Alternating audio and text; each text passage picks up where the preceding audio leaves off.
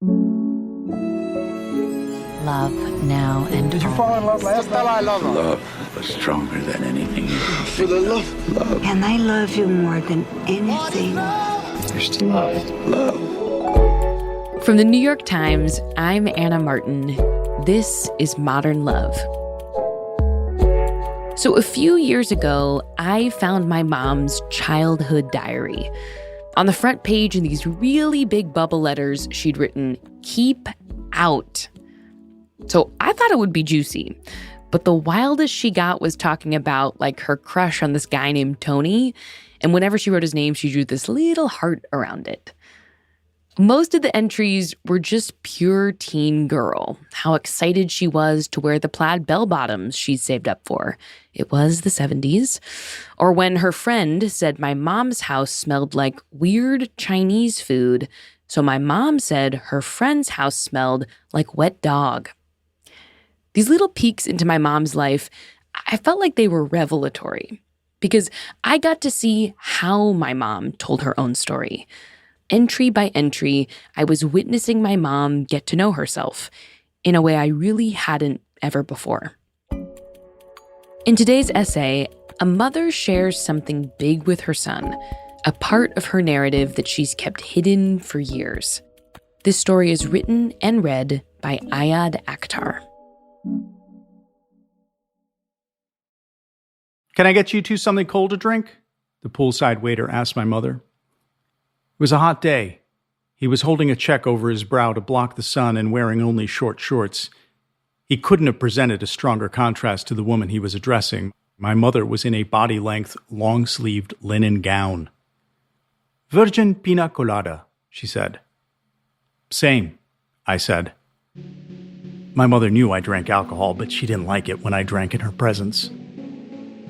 We were in Naples, Florida, on our family's annual spring break vacation, a tradition we had continued even as my brother and I entered midlife. At this point, the vacation routines were well honed. My father rose early and walked to the pier where he rented a pole and fished. My mother rose later and, after breakfast, planted herself by the pool to read. She was reading The Bluest Eye. But as we sat side by side in chaise lounges, she kept the book closed. I sensed her stewing and wondered what was bothering her. All at once, she turned to me and asked brightly, "Should we go for a walk along the water?" On the beach, my mother was the only person fully covered neck to foot. In all my years as her son, I had never seen her legs above the tops of her ankles and certainly never seen her in anything remotely like a swimsuit, though she'd worn one as a child, having learned and loved to swim. Whenever we walked along the water, she would roll up her pants or gather the front of her gown so she could feel the surf wash up over her feet. I'd often wondered if she missed being in the water, but I'd never thought to ask.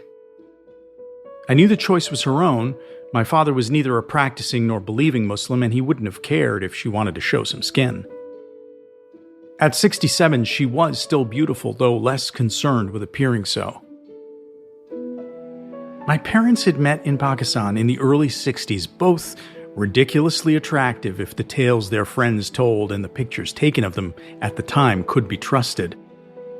My mother's parents had fielded 24 proposals for her before she ended up surprising her family by falling in love with a fellow medical student in Lahore.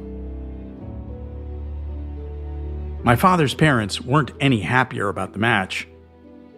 They'd already announced their decision to arrange their only son's marriage and selected a prospective bride, so they didn't even bother to show up to the wedding.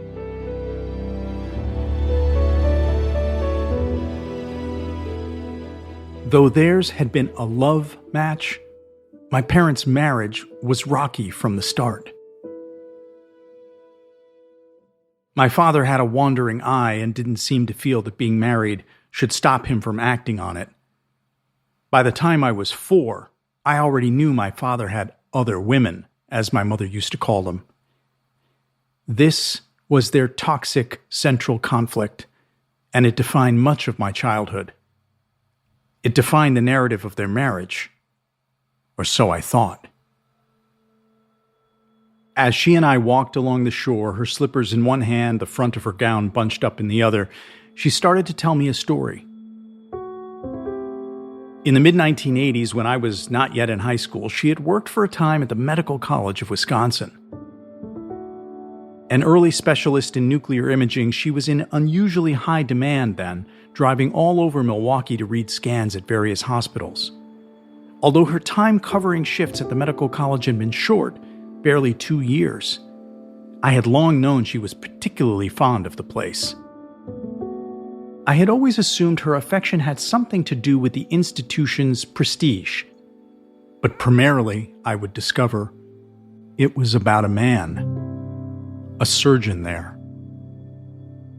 Like her, he was married, with 2 children. They met one night when he was on call and she was at the hospital late reading a scan for one of his patients. Tall, with dusty blonde hair and the build of an athlete, he had played football in college but didn't carry himself with the swagger and self-regard one tended to find, she said, in surgeons, especially those who had been athletes. He was humble, she said of the surgeon as she watched the water moisten her feet, an insinuation of a smile on her lips. That humility is what drew me to him. I was glad she wasn't looking at me as she spoke. I had never imagined my mother desiring my father, let alone another man.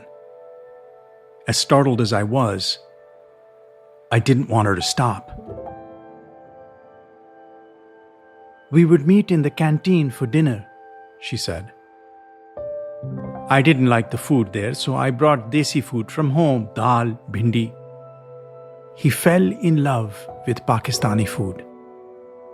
She looked at me. And he didn't fall in love with just Pakistani food. And he wasn't the only one.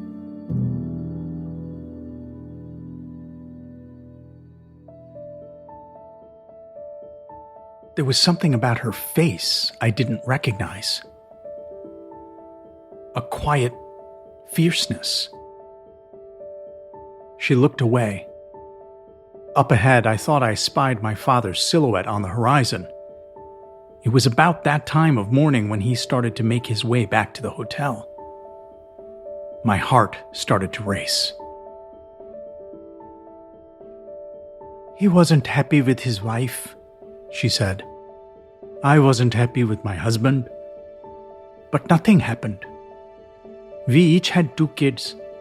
We were from different cultures.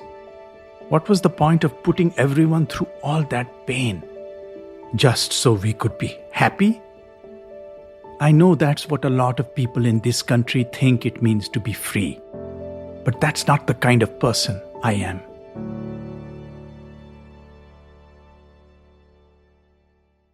I knew this last idea about freedom was a rejoinder addressed to me about my father. I knew she felt this way about him, though I had come to wonder if it was a fair assessment. After all, he hadn't left his family either. The man ahead, I could see now, was indeed my father, trundling toward us with a red fish dangling from his hand. My mother still hadn't noticed him. I think that's Dad up ahead, I said. She looked up. Speak of the devil. Got us some lunch, Father said as he approached, holding up the fish. Snapper, going to take it to the kitchen to see what they can do. She replied, I just had breakfast.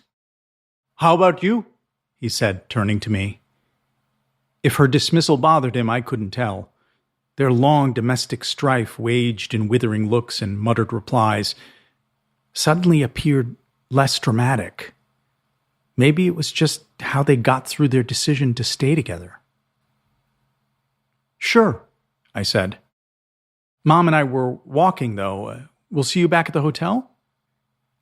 Once he was gone, my mother and I continued in silence. The atmosphere of complicity was gone. The confession was over.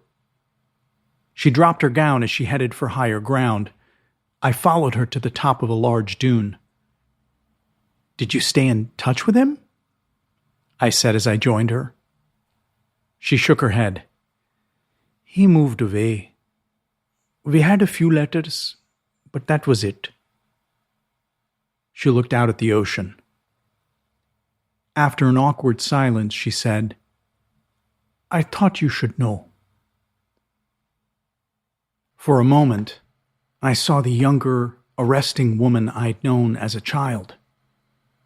I was finally seeing through the role she had played her whole life, that of my mother, a role I believed she had loved, and which had come to define her in so many ways. Not entirely. Our eyes met now, and her tentative, vulnerable expression surprised me. I fought the urge to look away and spare us a discomfort I assumed we were both feeling. Something new was happening between us.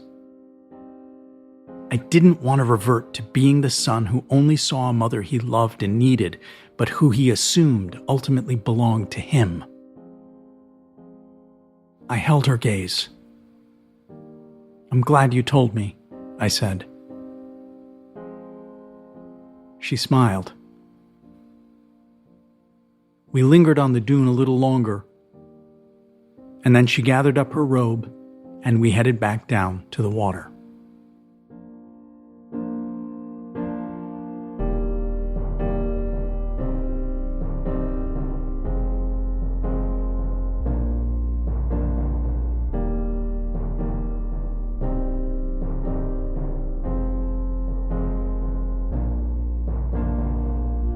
After the break, another story about a child recognizing their parent for the very first time.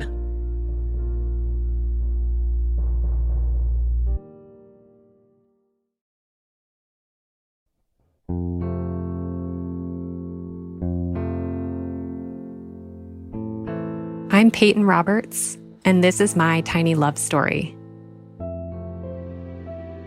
I worry that our daughter Sadie, just 7 months old, would not recognize her father after his long deployment.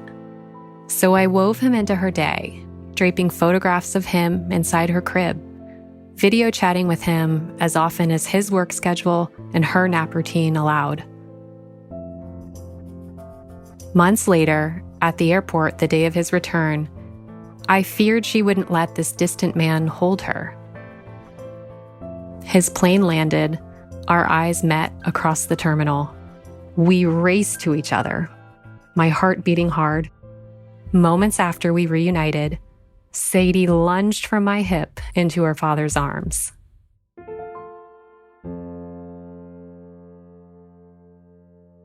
This deployment was special to our family because it was the first that my husband and I were parents. Deployments, the more you do them, the more difficult they get, the more draining they are. The next time my husband deployed, our daughter Sadie was 3.5, and our son Nate was 3 months old. At that time, I was pretty overwhelmed by the whole prospect of the 4.5 months that lay ahead of us. A few weeks before my husband left on that deployment, we started talking a little bit about Daddy's long work trip.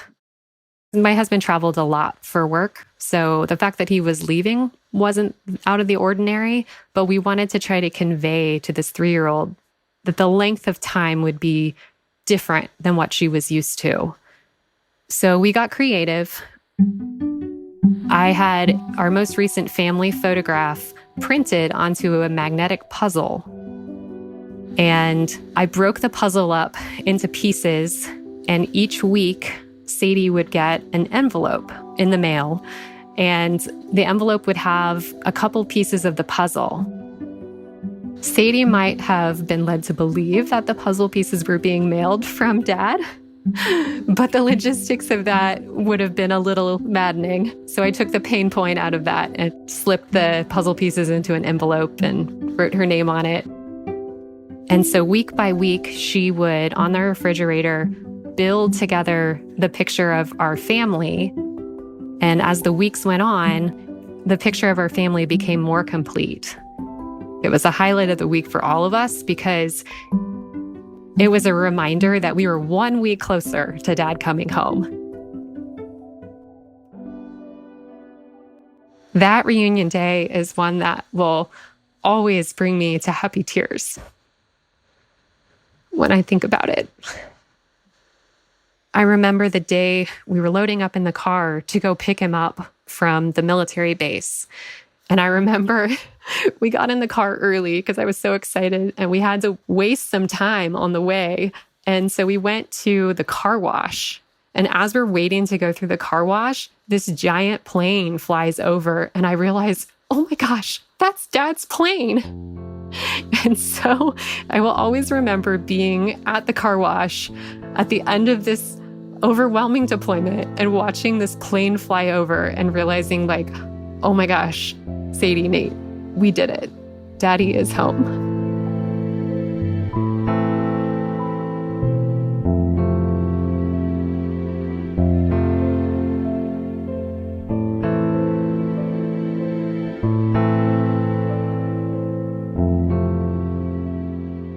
On the next Modern Love, an incredible first date, and the specific reason there wasn't a second. That's next week. Modern Love is produced by Julia Botero and Hans Buetow, with help from Elissa Dudley and Vishaka Darba. It's edited by Sarah Saracen. This episode was mixed by Dan Powell, who also created the wonderful Modern Love theme music. Original music by Marian Lozano. Digital production by Mahima Chablani. The Modern Love column is edited by Daniel Jones, and Mia Lee is the editor of Modern Love Projects. I'm Anna Martin. Thanks for listening.